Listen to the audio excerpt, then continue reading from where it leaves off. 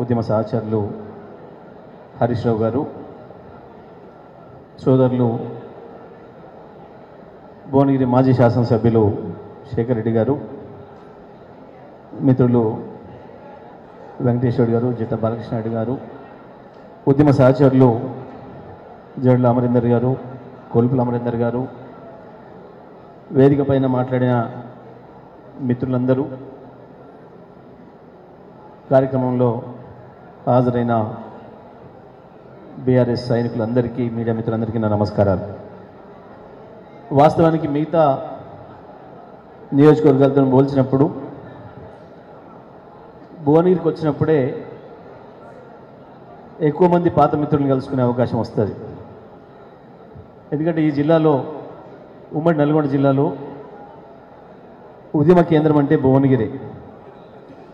భువనగిరితో పాటు ఆలేరు, కాకపోతే పట్టణం ఇది కాబట్టి ఆలేరు సమావేశాలకు వచ్చిన భువనగిరిలోనే కలుసుకునే పరిస్థితి ఉంటుండేది. అందరం కూడా చాలామంది మిత్రులు, వేదిక మీద ఉన్న మిత్రులు పేరు పెట్టి పిలవలిగిన పరిస్థితి ఉంటుంది, కింద ఉన్న వాళ్ళు కూడా.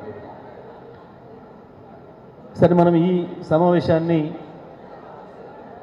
కేవలం ఒక చిన్న సమీక్షలాగా, రేపు భవిష్యత్తు కార్యాచరణ కొరకు ఏం చేయాలనే దానికి మాత్రమే మనం పరిమితమై మాట్లాడుకుందాం. మా సహచరులు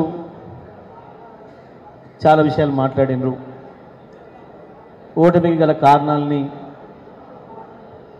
అంచనా వేయడంలో, వాటిని వివరించడంలో వాళ్ళకున్న ఆలోచనల మేరకి చెప్పగలిగారు. ఇక్కడ ప్రధానమైన విషయం, ఒక భువనగిరి మాత్రమే ఓడిపోలే. కొంతమంది మంత్రులు ఓడిపోయారు, మన వాళ్ళు ఓడిపోకూడదు, ఏ పరిస్థితుల్లో గెలుస్తారు అనుకున్న మిత్రులు కూడా చాలామంది ఓడిపోయారు. అభివృద్ధికి సంబంధించి ఆలోచన చేస్తే కొంతమంది మంత్రులు చాలా అభివృద్ధి పథకాలు చేసిండ్రు, చాలా ఎక్కువ చేసిండ్రు, సూర్యాపేట కంటే ఎక్కువ చేసిండ్రు. దురదృష్టవశాత్తు ఓడిపోయారు. ఓడిపోయినప్పుడు, అపజయం వచ్చినప్పుడే జాగ్రత్తగా ఆలోచన చేసుకోవాలి.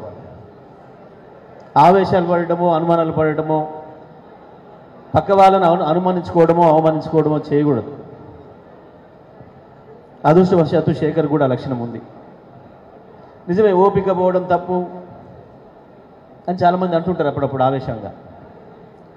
నన్ను కూడా అంటుంటారు, సూర్యాపేటలో ప్రతి ఒక్కరు నన్ను విమర్శించేది ఇదే, మన కార్యకర్తలు. మీరు ఓపిక పోతారు, తప్పు చేసిన వాళ్ళని కూడా వదిలిపెడతారు, మీరు ఎందుకు క్షమించే గుణం ఎక్కువ ఎందుకు అని చెప్పి. తప్పకుండా ఎప్పుడైనా క్షమాగుణమే గెలుస్తుంది, అందులో సందేహం లేదు. మంచితనమే గెలుస్తుంది, ఓపికనే గెలుస్తుంది, అందులో సందేహం లేదు. అధికారం ఉంది అని చెప్పి విర్రవీగితే చరిత్రలో కనపడకుండా పోతారు. అధికారం చూసుకొని అహంకారం పెంచుకుంటే చరిత్రలో కనపడకుండా పోతారు, కనుమరుగవుతారు. ఇవాళ చూస్తున్నాం మనం, వాళ్ళే ఏందో రాజులమని ఫీల్ అవుతున్నారు. వాళ్ళలాగా ప్రవర్తించాలని మీరు కోరుకుంటున్నారా? మమ్మల్ని, శేఖర్ రెడ్డిని కావచ్చు, నన్ను కావచ్చు, హరీష్ అన్న కావచ్చు, ఇంకోని కావచ్చు, కాదు కదా. సందీప్ అద్భుతమైన సమాధానం చెప్పండి, అద్భుతంగా మాట్లాడండి. వాడేది 2-3 కుక్కలు పెట్టుకొని, పోలీసులను కాపలా పెట్టుకొని ఏదో ఎగరొచ్చు నిమిషం, కానీ వాళ్ళ పరువు తీసుకున్నాడు రాష్ట్రం అంతటా. ఒక్క ఈ రాష్ట్రంలో కాదు, తెలుగు ప్రజలు చూసిన వాళ్ళు ఎవరైనా సరే, మామూలు మనిషి అయినా వచ్చిండా, వేదిక మీదకి ఇంకే వేరే పద్ధతిలో వచ్చిండా అని చెప్పేసి అనుకుంటున్నారు. ఈ అహంకారాలు నిలబడవు. చరిత్రలో చాలామంది రాజులు, నియంతలు పోయినరు.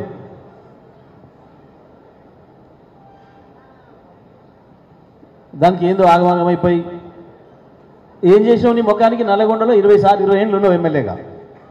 మేం కదా తెచ్చింది మెడికల్ కాలేజు, మాకు భూపాలు వచ్చినాక కదా వచ్చింది మెడికల్ కాలేజ్. నిజాం కాలం నాడు వేసిన రోడ్లే మొన్న భూపాల్ ఎమ్మెల్యే అయిన తర్వాత కేసీఆర్ గారు వేయించిన రోడ్లే. మధ్యలో మీరు ఎవ్వడు చేయలే. అభివృద్ధి చూసిండ్రు ప్రజలు. భువనగిరి పరిస్థితి కూడా ఇక్కడ ఉన్న వాళ్ళందరం చూసినాడు ఏముండేనో, గత 4-5 ఏళ్లలో ఎంత మార్పు వచ్చిందో మనం చూసినాం. ఓటమి అనేది సహజమైన విషయం రాజకీయాలలో, మన ప్రజాస్వామ్యం. ఒక్కోసారి అపోహపడవచ్చు, ప్రజలలో కూడా ఒకసారి అపోహపడవచ్చు. గెలిచిన దానికి మనం ఎంత బాధ్యులమని అనుకుంటామో ఓడిన దానికి కూడా మనమే బాధ్యత తీసుకోవాలి. గెలుపు నాది, బాధ్యత ఓడిపి నీది అనే మాట కరెక్ట్ కాదు ఎప్పుడు కూడా రాజకీయాల్లో. గెలవడానికి కారణం మనమే అయినప్పుడు ఓటమికి కూడా కారణం మనమే. ప్రజల్ని సరిగ్గా అర్థం చేసుకోవడంలో, ప్రజల్ని మనం వెనక తిప్పుకోవడంలో ఎక్కడో లోపం జరిగిందని భావించాలి. మనం వెంట ఉన్న వాళ్ళని అనుమానించుకునక్కర్లేదు. పైగా పార్టీలోనే ఉండి మోసం చేయాల్సి అక్కడ ఎవరికి కూడా ఉండదు. కార్యకర్తలకు ఇష్టం లేకపోతే వెళ్ళిపోతారు, పోయిన ఇష్టం లేని వాళ్ళు వెళ్ళిపోయింది. అట్లా అనుకొని మనం అవమానించుకునే పద్ధతిలో ఉండకూడదు ఎప్పుడు కూడా కార్యకర్తలు. ఇదే కార్యకర్తలం కదా 20,000, 30,000, 40,000 మెజార్టీలు ఇచ్చింది. ఇవాళ మనం ప్రజల్ని ఇక్కడ మంచి విషయాలు కూడా మాట్లాడిన మిత్రులు కొంతమంది, కొన్ని పథకాలు ఏదైతున్నాయో అవి కూడా మనకు నష్టం కలిగించినాయి అనే మాట. అయితే ఇది నష్టం కలిగిస్తుందనే విషయాన్ని మీరు కూడా గమనించలేకపోయారు. గ్రామస్థాయిలోనే గ్రహించి ఒకసారి ఇవ్వకపోతేనే మంచిది, ఇప్పుడు ఇది ఇస్తే నష్టమయ్యేటట్టుందని ఆపుకోవాల్సిందేమో. కానీ మనం కూడా వాళ్ళు అనుకోలే. అట్లా ప్రజలు అర్థం చేసుకుంటారు. ఇవాళ వాళ్ళకు వచ్చింది, రేపు పొద్దున నాకు కూడా వస్తుంది అనే భావన ప్రజల్లో ఉంటుంది అని అనుకున్నాం అందరం. ఎందుకంటే ఏ ప్రభుత్వమైనా ఇప్పటివరకు దేశంలో, ప్రపంచంలో ఒక పథకం ఇస్తే అందరికీ ఒకే రోజు ఇవ్వడం సాధ్యం కాలే. అంచెలంచెలుగానే ఇచ్చుకుంటూ వచ్చిర్రు. వ్యక్తిగతంగా ఇచ్చే పథకాలు ఏవైనా సరే మనం చూసినాం. గతంలో దళిత ఎంపవర్మెంట్ కొరకు ప్రభుత్వం ఇచ్చిన సాయం 50,000 రూపాయలు ఇస్తే 6 నెలలు, సంవత్సరం తిరిగి తెచ్చుకోరు ఒకరొకరు. మరి అట్లనే ఆ ఊర్లో ఉన్న మిగతా వాళ్ళందరూ వేగనెస్టీ వేయలే. ఇవాళ ఆయనకు వచ్చింది, రేపు మనకు వస్తుండొచ్చులే, ఆయన అదృష్టం ఉంది, ముందు వచ్చింది, తర్వాత మనకు వస్తుండొచ్చులే అనే భావన ఉండే. కానీ ఇవాళ ఆ సోదరి అంజం అద్భుతంగా చెప్పింది. ఇవాళ మనం ఏం చేయాలి, బీఆర్ఎస్ పార్టీ కార్యకర్తలుగా మన కర్తవ్యం ఏంది అనే విషయంలో చాలా స్పష్టమైన డైరెక్షన్ ఇచ్చిందాము మనకి. మనం ఇన్ని చేసినా ఎక్కడనో చేయలేదు అనేదాన్ని కానీ, రేపు వస్తుందనే దాన్ని కానీ మరిపించి ప్రజల్ని మోసం చేయగలిగింది కాంగ్రెస్ పార్టీ కార్యకర్తలు గ్రామాలలో. ఇవాళ దాన్నే మనం తిప్పికొట్టాల్సిన బాధ్యత మన పైన ఉంది అనేది చిన్న లాజికం చెప్పింది. ఇచ్చిన ఏ మాట నెరవేర్చే పరిస్థితిలో లేరు. వాస్తవానికి మనకి ఏం చెప్పిరా నాడు, మన సందీప్ అడిగినట్టుగా, హరీష్ రావు గారు అడిగినట్టు, కేటీఆర్ గారు అడిగినట్టు, మీరు 9వ తారీఖు నాడు చేస్తారని మీరే చెప్పినరు, ఇంకా రాలేదు అని ప్రజలు అడుగుతున్నారు, రైతులు అడుగుతున్నారు అనే మాట మేము అడగలే. పార్టీగా మేము విమర్శ చేయలే ఎవరం కూడా. కేటీఆర్ గారు కానీ, హరీష్ రావు గారు కానీ, నేను కానీ మేము ఎవరో విమర్శ చేయలేదు. కేసీఆర్ గారు మాకు మాట చెప్పారు తెల్లవార పిలిచి, సరే జరిగింది జరిగిపోయింది, ప్రజలు మనకి వాళ్ళ ప్రతిపక్షంగా బాధ్యత ఇచ్చిండ్రు, ఒక రాజకీయ పార్టీగా ఉండడం అనేదే బాధ్యత, వాళ్ళ అవకాశం ఇచ్చి మెజారిటీ ఇస్తే అధికార పక్షంగా పనిచేస్తాం, అభివృద్ధి చేస్తాం, సంక్షేమం చేస్తాం. ప్రతిపక్షంగా బాధ్యత ఇస్తే తప్పకుండా అధికార పక్షం ఇచ్చిన హామీలు నెరవేర్చడానికి ప్రజల తరఫున పోరాటం చేయాల్సిన బాధ్యత, కొట్లాడాల్సిన బాధ్యత మన పైన ఉంది, నిజమే. కానీ కొత్త ప్రభుత్వం కదా, వాళ్ళని కుదురుకోనివ్వండి, ఒక 6 నెలలు చూద్దాం, మీరు ఎవరు కూడా తొందరపడి ఏం మాట్లాడకండి, సందర్భం వచ్చినప్పుడు నేను చెప్తాను, మీరు సంయమనంగా ఉండండి అని చెప్పి అందరికి చెప్పాను. మేమందరం అదే పద్ధతిలో ఉన్నాం. కానీ అసెంబ్లీ పెట్టిండ్రు, అబద్ధాలు మాట్లాడబోయినరు, బొక్కబొర్ర పడ్డరు. అసెంబ్లీ పెట్టి వాళ్ళే దెబ్బతిన్నారు, సమాధానం చెప్పలేకపోయారు. ముఖ్యమంత్రి మాట్లాడుతుంటే మంత్రులు లేసుడు, మంత్రులు మాట్లాడుతుంటే వాళ్ళ ఎమ్మెల్యేలు లేసుడు. మనం ఎక్కడ అభ్యంతరం చెప్పలే, మనం ఎక్కడ వాళ్ళని ఆపలే, వాళ్ళనే ఆపుకున్నారు. ఎవరికో స్పష్టత లేదు, పరిపాలించడం సాధ్యం కావట్లేదు, చేత కావట్లేదు. కొత్త కదా అని మేము కూడా వదిలిపెట్టినాం. కానీ అబద్ధాలు బట్టగాల్సి మీదేస్తుంటే కూర్చోడానికి మనం ఉత్తగం లేము. ఉన్నది ఉన్నట్టు నిజాలు చెప్పినాం ప్రజల ముందట. తెల్లవారి నుంచి కూడా మనమేం ప్రశ్నించలే. ప్రజలు ప్రశ్నిస్తున్నారు, రైతులు అడుగుతున్నారు. రైతు బంధు వచ్చిందా, మీరు అందరు చేయలేపండి. ఎవరు రైతు బంధు వస్తే మొత్తం రైతు బంధు వచ్చిన వాళ్ళు ఎవరు ఉంటే లేరు. ఇదే మాట అనుకుంటున్నారు. రైతు ఏదన్నా సెల్లో ఏదన్నా సప్పుడు వస్తే అరే రైతు బంధే కావచ్చు చూసుకుంటున్నాడు. రైతు బంధు కాదు ఏదో వ్యాపార ప్రకటన వస్తుంది, అరే రైతు బంధు కాదు రాని, రైతు బంధు రాలేదు ఇంకా ఎప్పుడు వస్తుంది అన్నారు. రైతు బంధు రాలేదు అని అంటే అడిగితే అన్నోని చెప్తాం కొట్టండి, ఇదేం పద్ధతి? ఎంతమంది చెప్తాం కొడతారు? 53 లక్షల మంది రైతులు ఉన్నారు, అందరూ చెప్తాం కొడతాడా? దీనికి ఇచ్చారా కాంగ్రెస్కి అధికారం? నోటికి వస్తే ఒక బూతులు. నేను చెప్పిన నేను 10 ఏళ్ళ అధికారంలో ఉన్న ఒక్కరోజు ఒక అక్షరం కూడా తప్పు మాట్లాడలేదు. ఉద్యమకారుడిగా కూడా నేను ఎన్నడూ ఆవేశంగా ఈ జిల్లాలో ఉన్న పెద్ద మనుషులు ఒక మాట అనలేదు. కానీ వాళ్ళు తప్పని పరిస్థితులలో మీకు చెప్పుతో కొట్టినట్టు సమాధానం ఇవ్వడానికి నేను కూడా మాట్లాడాల్సి వస్తుంది అనే మాట నేను స్పష్టంగా చెప్పిన. వెంకటరెడ్డి కావచ్చు, ఇంకొక ఆయన కావచ్చు అని అనిపించుకోవద్దు, జాగ్రత్తగా ఉండండి అని చెప్పిన. నేను వ్యక్తిగత విషయాల గురించి ఎప్పుడు మాట్లాడలేదు, మీ ఆస్తుల గురించి ఎప్పుడు మాట్లాడలేదు, మీ బతుకుల గురించి నేను ఎప్పుడు మాట్లాడలేదు.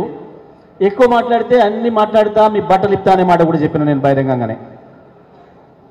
ఇప్పటికైనా మాట్లాడకపోవడం మంచిది అనే మాట చెప్పిన. రాజకీయాలు తీరజిద్దాం. వ్యక్తిగత కక్షలతోని, ఈర్ష్యలతోని కేసులు పెట్టించుడు, ఆస్తుల మీద, ఇళ్ల మీద దాడులు చేసుడు, గివి చేస్తే ఊకోవడానికి మేమేం మామూలుగా లేము.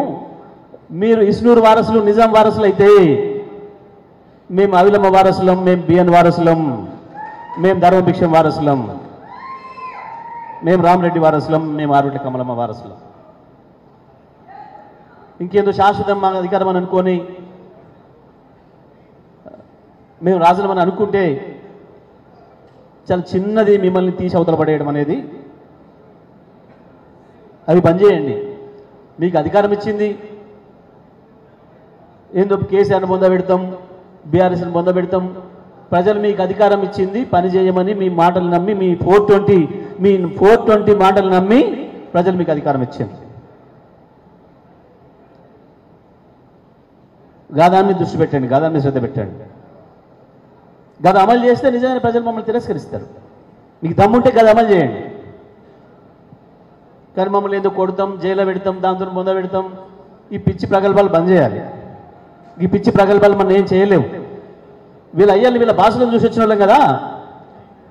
మేము ఉద్యమం చేస్తున్న నాడు ఒకడు రాజశేఖర రెడ్డి బూట్లు నాపుతున్నాడు, ఒకటి చంద్రబాబు బూట్లు నాపుతున్నాడు. వీళ్ళు మా నుంచి మాట్లాడతారు. మమ్మల్ని ఏందో చేస్తాం, జైల్లో పోతాం, మీ ముఖం జైలు అన్ని చూసి వచ్చిన వాళ్ళం. మేము జైలుకి పోతే సెల్యూట్ కొడతారు మాకు. ఇవాళ ప్రజలు జైలు అధికారులే సెల్యూట్ కొడతారు మాకు. మిమ్మల్ని కుక్కల కంటే హీనంగా చూస్తారు, ఊర కుక్కల కంటే హీనంగా చూస్తారు మిమ్మల్ని. మా చరిత్ర గది. ఎవరితో పెట్టుకుంటున్నారో ఆలోచించుకోవాలి. పొరపాట్లను, గ్రహపాట్లను వచ్చింది మీకు అవకాశం. ఇట్లాగా విర్రబిగితే శాశ్వతమైన సమాధి చేస్తారు మిమ్మల్ని. కేసీఆర్ని ఏమో చేస్తాం, కేసీఆర్ని ముట్టుకుంటామంటే కేసీఆర్ ఒకసారి ముట్టుకొని చూడండి, తెలుస్తుంది ఏమవుతుందో. ఎందుకో కేసీఆర్ జైలు పెడతామని మనం భయపెట్టిస్తారట. నీ ముండ పెట్టుకుంటారు, ఏం పెట్టుకుంటారో చేసుకోమని ఛాలెంజ్ చేసినాం మేము. కాబట్టి మనం బీఆర్ఎస్ పార్టీ కార్యకర్తలుగా ఎందుకో ఒక అపోహలు వచ్చినాయి. సర్పంచ్లు, ఎంపీటీసీలకు ఎంపీపీ జెడ్పీటీసీ మీద, జెడ్పీటీసీ ఎంపీపీలకు ఎమ్మెల్యే మీద, ఎమ్మెల్యేలకు పైన, సర్పంచ్ల మీద కింద కార్యకర్తలకు ఎందుకు వచ్చింది అనేది చాలా మంది మాట్లాడుకున్నాం.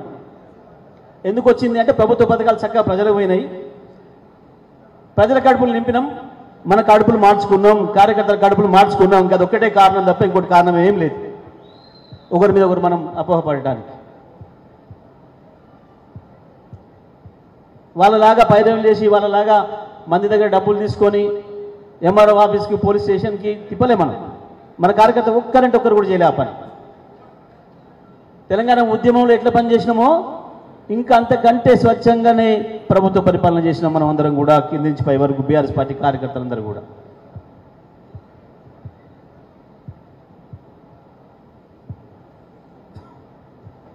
గంటలు 420 హామీలు ఇచ్చి ప్రజల్ని మైమార్పింపజేసిండ్రు. అక్కడ మనం కొంత విఫలమైనాం. కొంతమంది మిత్రులు చెప్పిండ్రు, సరే మన పథకాలు ఇచ్చినాం, పథకాలు ఇచ్చిన ప్రజల్ని మన వైపు తిప్పుకోవడంలో మనం విఫలమైనాం. ఎందుకు అంటే పథకం ఆఫీసర్ ఇచ్చిండు, మనం పోయి అడిగితే ఎట్లా వాడు, అది జరిగింది లోపం. ప్రభుత్వ పథకాలకి ప్రజలకు మధ్యన కార్యకర్తలు ఎక్కడో పోయినాం, దూరమైనాం. దానివల్ల జరిగిన నష్టం తప్ప ఎవరిని ఎవరు వ్యక్తిగతంగా అనుమానించుకునక్కర్లేదు. సో తప్పకుండా ఇవాళ అడుగుతున్నారు, ఎవరు చూసినా మాట్లాడుతున్నారు. ఏ ఊర్లో పోయినా నిజమే, ఇంతకుముందు జిటా చెప్పినట్టు, అరే మనం మంచిగా పోగొట్టుకున్నాం, ఎక్కడో పొరపాటు జరిగింది. చాలామంది చెప్పారు మిత్రులు, వీళ్ళు మాట్లాడేటప్పుడు కూడా ఏదో జరుగుతుంది అని మాకు అనిపించింది చెప్పినామనే మాట 100% నిజమే. ఎందుకు అని అంటే ప్రజలు రోజు దగ్గరికి వచ్చిన కొద్దీ, అంతకుముందు మిమ్మల్ని చూస్తే ఉరికొచ్చిన వాళ్ళు, ఎమ్మెల్యే గారు ఊర్లోకి వస్తుందంటే మొత్తం ఊరంతా వచ్చిన వాళ్ళు, ఎన్నికలు రేపెన్నుగా మీరు అనగా పోతే మొక్క తిప్పుకొని పోతున్నారు. మీకు అర్థమైంది అదే ఏదో మోసం జరుగుతుంది అని అర్థమైంది. అక్కడనే ఉంటుంది చిన్న తేడా. మళ్ళీ అదే ప్రజలు అంతకు మించిన మెజారిటీతో బ్రహ్మాండంగా మళ్ళీ గెలిపేయడానికి సిద్ధంగా ఉంటారు తొందరలోనే. దానికి మనం సిద్ధంగా ఉండాలి కార్యకర్తలుగా. ప్రతి క్షణం ఏ అవకాశం వచ్చినా, ఏ సందర్భం వచ్చినా, రేపు స్థానిక సంస్థల ఎన్నికలు రాబోతున్నాయి. తప్పకుండా మేమందరం వెంట ఉంటాం. శేఖర్ కూడా మేము వెంట ఉంటాడు. ప్రతిదీ సర్పంచ్ ఎన్నికలు కావచ్చు, ఎంపీపీ ఎంపీటీసీ ఎన్నికలు కావచ్చు, మున్సిపల్ ఎన్నికలు కావచ్చు, అన్నిట్లో మీకు అండగా పార్టీ ఉంటుంది. పార్లమెంట్ ఎన్నికలు వచ్చినా, ఇంకొకటి వచ్చినా సమిష్టిగా ఎదుర్కొందాం బ్రహ్మాండంగా.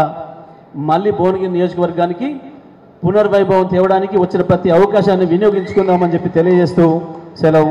జై తెలంగాణ.